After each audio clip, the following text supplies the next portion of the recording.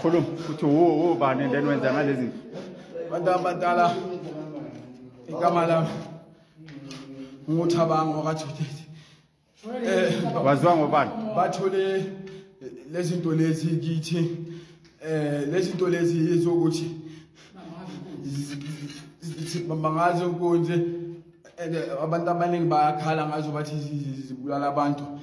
Abantu abadala zitholakele kimi. Ngicela uxolo abantu abadala ngiyangiphinde abantu abadala ngisifundile isifundo sami ngiyangiphinde ngicela ningixoleleni. usebenza nawo ubani Mina ngihamba lo uSandile no Siyabo ngothabanga igama.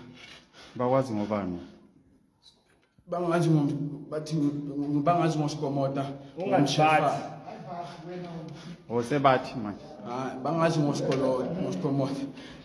cut asi Hello Mzansi, welcome to Umgosi waseMzansi. Nangumfana lana bambambile lo mfana lona usigebengu ubamba abantu inkunzi njengoba sesimbona sikaquma ngakhona ukukhuluma ngathi uphelelwa moya kuguthi shatshiwe kuguthi sikhali lesicwangilane umbona heftela nje etula ajulukile ushatshiwe.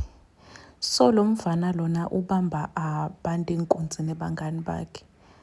Abagcini ke ngokubabamba inkunzi kuphela bayakhipha ngisho nemphefumulo njengoba sibona leti khala abatibambile lebathi tikhiphe abantu labaningi imphefumulo. Kubuhlungu kakhulu guys kubona into lefana naleti sihamba nje sisaba abantu sisaba ngisho emini because kunebantu labahlala basibambele tinkemba.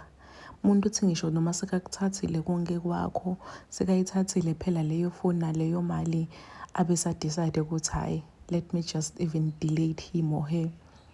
Kubuhlungu kakhulu guys and mase babambile sebayahawulisa sebayaxolisa ekubeni bona abazange bamxolile umuntu lebamba inkonzi wamemeta umuntu wathi ngiyacela ningangibulali bambulale kunjalo because incumbi abantu laba babulalako basuke bakhalile basuke bacelile ukuthi ngiyacela ungangibulali lo mnyazi asho nokusho ukuthi nginefamily nginemndeni nginebantwana nginemfati ngiyacela ungangibulali but bambulale kunjalo.